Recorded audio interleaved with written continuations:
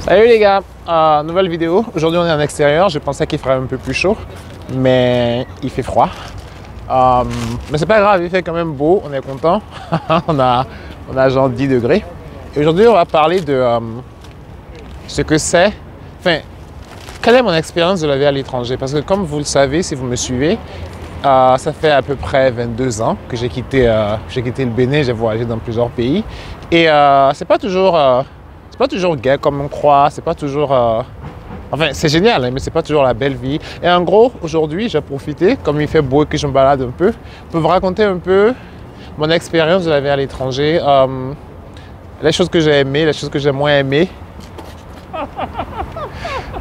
Oh, super, merci. De ce que c'est en fait, comment c'est de vivre loin de sa famille, comment c'est de vivre loin de ses proches, et quels sont les avantages, quels sont les inconvénients. Et yes, donc aujourd'hui je suis un peu sorti et on va faire tout ça, on va parler de ça dehors. Je vais chercher un coin où m'asseoir parce que c'est chiant de parler et de marcher en même temps. Donc on va s'asseoir là-bas, à Mississauga, on est à Celebration Square. On va parler un peu de ça et voilà, donc je vous retrouve juste après ceci.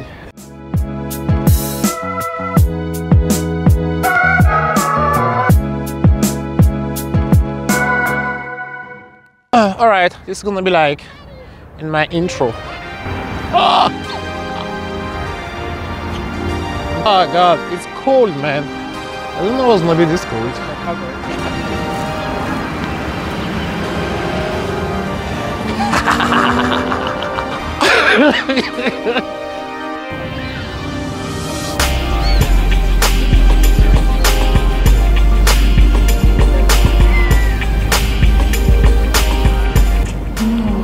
Alors salut les gars, nouvel épisode. Aujourd'hui on est à Mississauga, dans le centre de Mississauga, ça s'appelle Celebration Square. Et on va parler un peu de comment c'est de vivre à l'extérieur, de vivre loin de sa famille, comme j'avais annoncé dans l'intro.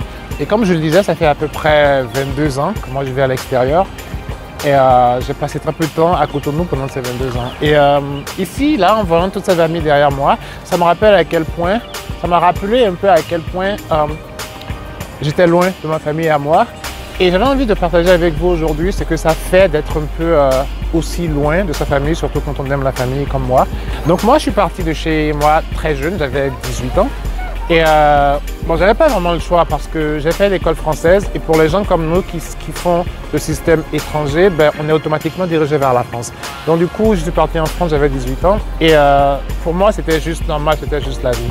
Et ça m'a permis, bon, ça m'a éloigné de ma famille, ça c'est sûr. Je me rappelle que dans l'avion, quand je partais, j'ai pleuré. Ça m'a permis aussi d'être en contact avec beaucoup d'autres cultures. Et c'est quelque chose que je n'aurais pas eu si j'avais été à Cotonou toute ma vie. J'ai vécu en France, j'ai vécu en Angleterre, aujourd'hui je vis au Canada. Ça m'a permis de voir un peu du monde et d'avoir peut-être une ouverture d'esprit que je n'aurais pas eu si j'étais au Bénin. Et ça, c'est un avantage. Le fait de vivre à l'étranger, c'est un avantage indéniablement parce qu'on rencontre des gens qu'on n'aurait pas rencontrés. On est dans des situations dans lesquelles on n'aurait pas été autrement. Et surtout, ça permet de se retrouver tout seul, d'être adulte très vite. Parce qu'à 18 ans, tu te retrouves tout seul dans ta chambre d'étudiant. Il n'y a plus papa, il n'y a plus maman, il n'y a plus personne avec qui se plaindre. Et tout de suite, tu deviens un adulte, tu rentres dans la vie d'adulte. C'est un apprentissage qui n'a pas de prix, je trouve. Et c'est quelque chose qui en vaut la peine. L'inconvénient de ce genre de vie, c'est que très tôt, on se retrouve seul et très tôt, on se retrouve loin de sa famille. Et en gros, c'est ce qui m'est arrivé. Et quand on le dit comme ça n'a peut-être pas d'importance, mais c'est triste parce que ce qu'il se passe, c'est qu'on rate la naissance, on rate les anniversaires, on rate les mariages. Bon, on rate tous les enterrements, mais bon. On rate toute la vie de famille, on rate tout ce qui fait une famille. Et lorsque vous décidez d'envoyer un enfant à l'étranger ou lorsqu'on décide d'aller à l'étranger, ce sont des choses à prendre en compte parce que à la fin de la journée, on n'a qu'une seule vie. Il faut savoir ce qui est important pour vous. Aujourd'hui, moi, ici, je suis incapable de vous dire si j'adore mon expérience à l'étranger parce que, évidemment, je vis ici, j'ai la vie facile, entre parenthèses. Mais de l'autre côté, je suis quand même très loin des gens qui comptent pour moi. Je suis quand même très loin des gens qui font de moi ce que je suis. Et quelque part, c'est un prix à payer. Et je pense que jusqu'à aujourd'hui, je suis incapable de vous dire si je suis content de le faire, si c'est une vie qui me plaît. C'est juste la vie que je vis. Elle n'est pas mauvaise en soi, mais je suis incapable de vous dire au fond de moi si c'est quelque chose que j'approuve totalement. Pendant tout, pendant tout ce trajet, plusieurs fois, je me suis demandé s'il fallait retourner au Bénin, s'il fallait retourner en Afrique. Parce que à la fin de la journée, c'est aussi bien de se retrouver dans le pays, dans notre pays, quoi. Donc, je me suis posé plusieurs fois la question. Et je me suis posé la question parce que j'ai connu des gens ici avec moi qui sont tous repartis de leur pays, que ce soit des Chinois, des Français, qui à un moment de leur vie à l'étranger ont décidé de retourner chez eux parce que leur famille leur manquait trop. Et je me suis demandé si je pouvais faire la même chose. Et en tant qu'Africain, c'est plus difficile pour nous. En tout cas, je pense, et en fait, j'aimerais que vous me donniez votre avis sur cette question. C'est plus difficile pour nous parce qu'on n'a pas le niveau de développement. En tout cas, le Bénin n'a pas le niveau de développement que peut avoir, je ne sais pas, la France ou la Belgique, par exemple, ce qui permet à ces gens de rentrer chez eux. Et aussi, un autre problème qu'on a lorsqu'on voyage trop tôt comme ça, c'est que je ne suis pas vraiment béninois. Quand je vais au Bénin, je ne suis pas vraiment béninois. La manière dont les gens discutent, la manière dont les gens parlent, font que je me sens à l'écart. Et dites-moi si c'est le cas pour vous, en tout cas pour ceux qui ont voyagé, qui sont rentrés chez eux, si c'est le cas pour vous. Vous n'êtes pas vraiment de là où vous étiez. Et quand je suis au Canada, je ne suis pas vraiment canadien non plus parce que les choses qu'ils font ici, des fois, moi, ça me choque parce que je n'ai pas été éduqué comme ça. Et quand j'étais en France, c'était un peu pareil, je n'étais pas dans le moule, ce qui fait que vous n'êtes vraiment nulle part à votre place. Vous êtes un peu partout, un peu chez vous, mais vraiment nulle part là où vous êtes censé être. Et c'est quelque chose qui est caractéristique des gens comme moi qui ont quitté leur pays trop tôt et qui se sont retrouvés dans un environnement qu'ils apprécient, mais qui n'est pas vraiment le leur. Et c'est quelque chose aussi à prendre en compte lorsque vous décidez de partir. Évidemment, quand vous avez envie de partir, vous vous en foutez de tout ça parce que ce qui vous importe, c'est d'avoir une vie meilleure. Mais à long terme, vous vous coupez carrément de là d'où vous venez. Je veux dire, vous n'êtes pas vraiment ce que vous êtes lorsque vous partiez. Moi, quand j'ai quitté le Bénin, j'étais béninois, je ne connaissais que le Bénin, je ne connaissais rien d'autre. Mais en habitant en France tout ce temps, en habitant au Canada tout ce temps, quand je retourne chez moi, je constate un décalage. Je constate qu'on ne réfléchit pas de la même manière. Je constate qu'on va... Limite, je suis l'occidental du pays, quoi. Et ça fait un peu bizarre parce que moi, je pense que je suis béninois, mais là-bas, elle ne le pense pas. Ce que je trouve aussi qui est très intéressant dans ces cas-là, c'est quand on est ici, on a...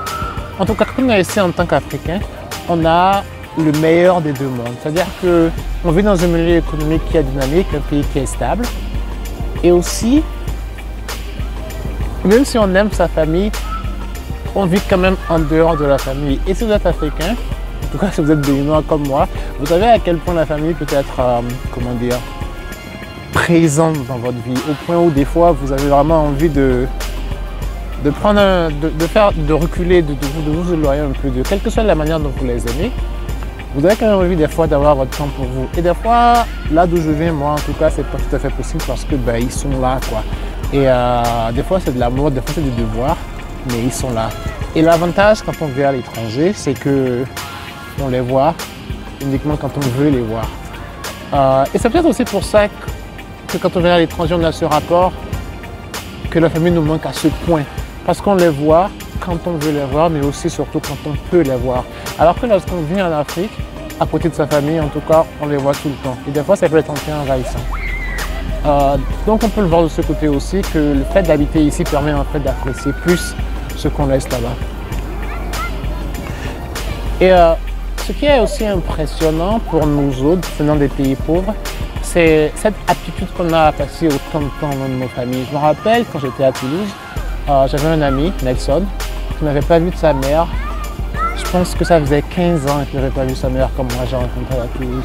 Et je me rends compte qu'il y a beaucoup d'immigrés qui viennent des pays pauvres qui sont dans ce genre de situation. Et je me rends compte à quel point c'est héroïque, de faire ça parce que cette pandémie nous a montré à quel point les gens ne peuvent pas vivre sans leur famille. Et quand je parcours Facebook et tout ça, et que je vois les témoignages des gens qui n'ont pas vu leur mère ou leur père ou leurs enfants depuis, je ne sais pas, 9 mois, 10 mois, 1 an, et qui se plaignent à ce point, moi je me dis, mais ce qu'on fait en fait c'est génial. Ce qu'on fait lorsqu'on n'a pas le choix, lorsqu'on vient d'un pays pauvre où on n'a pas d'alternative, c'est vraiment génial parce qu'on se retrouve dans des situations où on ne peut pas voir les gens à qui on tient pendant tellement d'années. Et pour nous, ça devient quelque chose de normal.